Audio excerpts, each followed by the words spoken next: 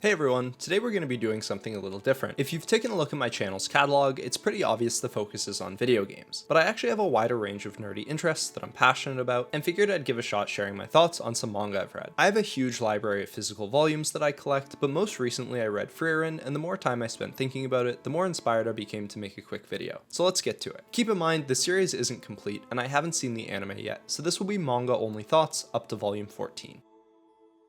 Frieren Beyond Journey's End is a unique series that starts right at the end of what you'd expect the actual story to be. The mage Frieren, our protagonist, along with her party of heroes, have just defeated the Demon King and ushered in an age of peace in the world. While her comrades reflect on what they describe as the adventure of a lifetime, Frieren notes that for her, it's just been a tiny fraction of her life. Being a mage, she has lived thousands of years and gives little importance to her connection with humans. But as she lives on past the lives of her party, she feels regret and becomes determined to better understand humanity. From there, a new adventure begins, and this all happens in the first chapter or so. No worries for spoilers in this mini review. Frieren successfully executes on many of the best strengths manga has to offer and what I look for in a series: world building, flexible dynamic storytelling, and creative power systems. This story also brings its own charm with some likable characters and simple yet heartwarming life lessons. It falls a little bit short in some areas like its character development, but in many of these cases I think it can be hard to judge in the current state with only 14 volumes out and seemingly many more still to go. If the series nails the remainder and sticks the landing, it could be viewed as an all-time great. If it fizzles out and loses its charm, it could recontextualize the earlier parts as having less purpose or meaning. But all I can do is share my thoughts on how I feel about it right now. Let's start by diving deeper into the world building. When a series is written such that the most important and exciting events are always happening to the main character, this can be fun, but it can also really shrink the sense of scale for the world. It feels as though everything is in service of the main character's story and not much happens outside of it. This method of more character-driven storytelling can be effective for pushing along the development of the protagonist and makes sense for some narratives. Another series I'm reading right now and may review in the future is Blood on the Tracks. It's a psychological thriller exploring the trauma of a family and is hyper-focused on the mental state of its small cast. It's set in the real world, so taking time to explore what's happening on a larger scale wouldn't make sense as it's not interesting or relevant. However, when stories are set in fictional worlds that come with their own set of rules, the more details you can uncover and corners of the setting you explore, the more immersive it can be to sink into the pages. Frieren does a few things I enjoy that help make its world feel alive. First is the recurrence of characters after a very long time apart in a way that feels natural. In real life, most humans have a network of people in their life, and within those groups of people, they see some very often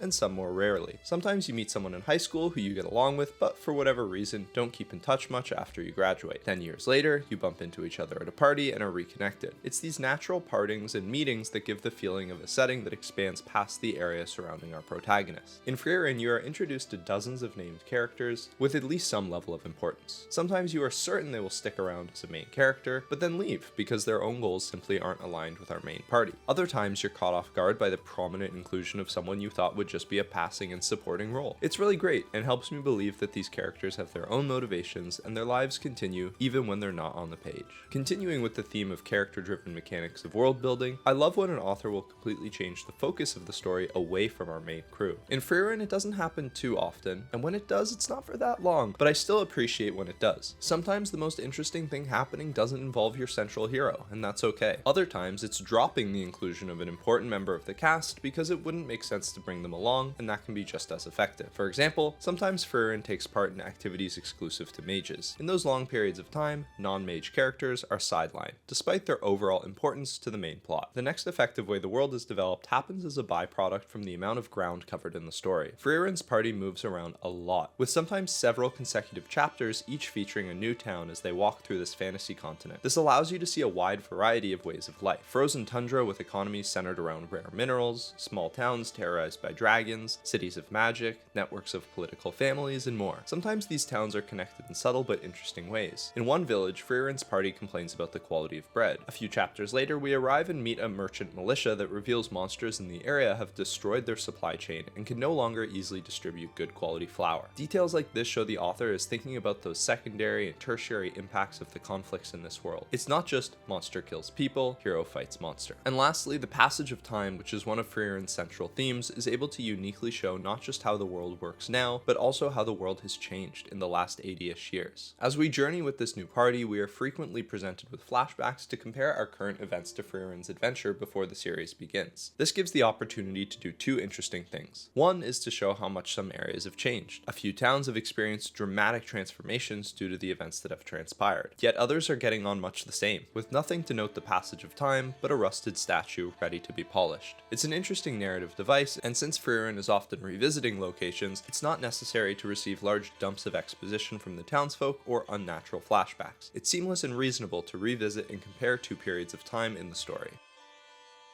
Moving on entirely to another distinct element that matters greatly to me in a manga with action, and that is the power system. For this, I believe Frieren has some very strong points, but also some disappointing aspects as well. The main focus of combat in this series is usually magic, and the rules for this can be a bit loose sometimes. We see spells working in two ways that are kind of at odds with each other depending on how much you want to scrutinize it, although admittedly, maybe I am misunderstanding some nuance. On the one hand, there are story beats that reference humanity researching and developing a single spell for nearly a century, furthering their understanding and strengthening it to counter the abilities of monsters. Similarly, we see Frieren searching for new spells and spending months researching and uncovering how to use new ones. When viewed through this lens, I enjoy the perspective that strong magic is a product of discipline, and its development is portrayed as a science in the way it evolves and advances alongside humanity. However, if you were to ask me exactly what Frieren or these other mages are doing when they are in a state of research and development, I could not tell you. It's a black box that leaves much of the finer details very ambiguous compared to other series power systems like Hunter x Hunter or Jujutsu Kaisen. In Jujutsu Kaisen, the power systems, while ridiculous at times, are pretty clear. Your curse technique is hereditary and innate. The strength of your cursed energy comes from manipulating your emotional state and training through battle. Early on, we see a very literal representation of this, where Itadori, the protagonist, is given a cursed doll that attacks him unless he is constantly outputting cursed energy. What makes this interesting and further explains the power system is that he is tasked with marathoning movies of different genres while maintaining his cursed energy. Near the beginning, he is failing and getting hit, but towards the end of this small training session, he learns to maintain his flow of negative power regardless of what type of movie he is watching at the time. In Hunter x Hunter, you spend painstaking amounts of time watching the characters discuss and break down the various strengths and weaknesses of different nen abilities,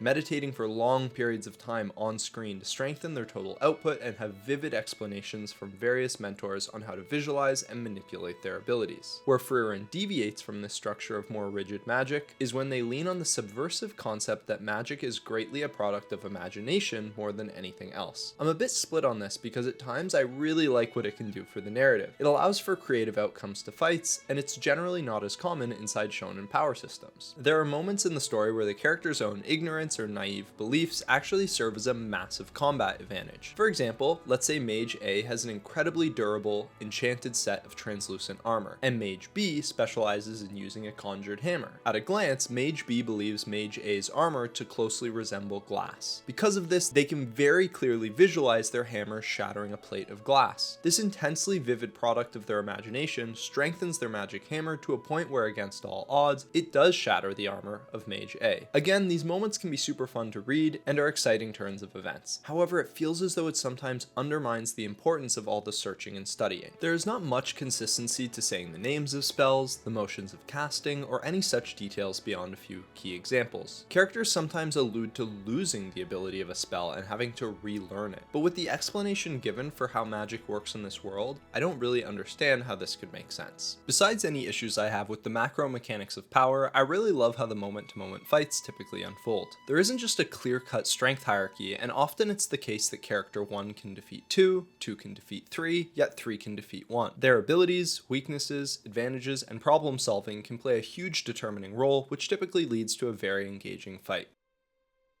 Manga and anime are one of my favorite mediums to tell a story because of how dynamic authors can be with the pacing of their storytelling. Different formats inherently place restrictions on the narrative, and it seems to me like manga does not have to play by such strict rules. TV shows, for example, usually have to contain arcs and plots within each episode that have some sort of resolution. Nowadays, we do see at least more serious shows adopting a serialized and continuous narrative, but even so, there is a strong sense of the seasons start, middle, and end, which will be the same length every season. Movies, of of course, are always between 1.5 to 2.5 hours. Books range from 300 to 500 pages typically. There are exceptions, and I'm not necessarily saying this is a bad thing either. Restraints can work in the favor of the creator and ensure a tight, well-paced structure. However, when a manga series can alternate between several extremely short arcs and longer, slower storylines, it can feel both fresh and extremely intentional by the writer. In Frieren, there are many arcs merely 1 to 2 chapters long. Often these are heartwarming, introspective, or teaching lessons about appreciating life and companionship. They can also be small opportunities to highlight a unique part of the world, a place worthy of exploring briefly but not wasting too much time on. When you get into this rhythm, then suddenly break into a 25 chapter arc spanning several volumes, the switch up in pacing feels refreshing, unexpected, and as though the author truly told this particular section the way they wanted to. There's a good variety to this as well, since several other arcs are in the more mid-range, such as 10 to 14 chapters long. It's definitely overall on the shorter side in general, especially compared to some modern shonen like One Piece, which not too long ago concluded Wano, which was 149 chapters. But the flow still feels solid, and I look forward to not knowing what the next chapters have in store for me.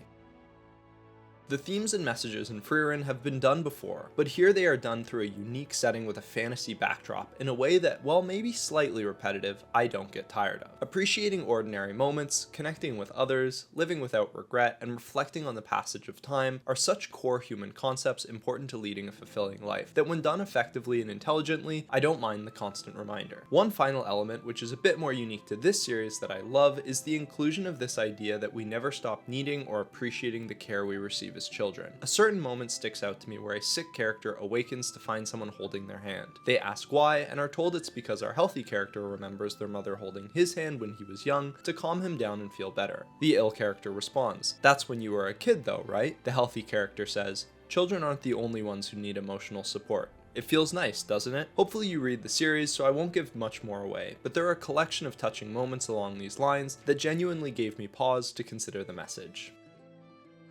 Let's talk about the characters. To me, these are a bit hit and miss. There are some characters I really like, some I'm not as sold on, and some with qualities I like a lot, and other qualities or lack thereof that leave me wanting more. It's hard to go too much into detail here without spoilers, but I'll say that for Frieren, I think she's a really charming protagonist. What makes her so interesting as a character is the juxtaposition of her wise ancient knowledge and battle prowess, compared with her childlike qualities of lacking self-discipline and social awareness. She will decimate an opponent in combat, and the following morning struggle to get out of bed and brush her hair without the help of her party. The art lends itself to making her face super expressive, with moments that are so serious they're downright scary, but also other times where she looks nothing but cute and helpless, or even playfully mischievous. Her long white hair is often positioned dramatically to enhance the feeling of a panel as well, which is great. For example, to show moments of power, it flies outward and sparks with magic. And while not being a huge focus, I also think her staff is a really cool design. I find the side characters in her party likable for the most part, but are a bit too one note. I feel as though I can summarize everything I know about them, their personality, battle style, motivations, etc. in just a sentence or two. Again, sorry, compared to Hunter x Hunter, Killua is a companion to the protagonist who I find extremely compelling. He has interesting and layered motivations, a rich backstory, and he changes a lot during our time with him. Most importantly, his relationship with our protagonist is fantastic. It evolves deeply over time, and they challenge each other to explore new parts of themselves. Moments between Frieren's party members can be funny, or sometimes the occasional more emotion-heavy scene, and while it's enjoyable to watch them slowly continue to drop their guard around one another, I'm just not sold yet on them all caring for each other as deeply as parties in some other series. I don't feel too strongly about a favorite member either. In One Piece, I know the Straw Hats would die for each other, and I can clearly rank them in my personal preference because they stand out so uniquely with strong character moments and bursting personalities. I'll caveat these minor complaints with something important. This is a series in progress. It could be the case that we are only half done what will eventually be the entirety of Frieren, and maybe upon reflection of the greater context, I flip completely on my feelings here. For the villains, there isn't a large, likable, and memorable cast, but despite that, they play a strong enough role to consistently push the story in interesting directions. Besides various magical beasts, the main antagonists are demons, which are pure evil, yet very clever. While characters commonly fall victim to their tricks, it's up to Frieren to see their true nature. As the reader, it's quite easy to see the reality of things, so I didn't find myself getting too attached to the bad guys. is. That is, until quite recently, I think a fantastic villain was written who stands out as a strong entry in an unforgettable arc.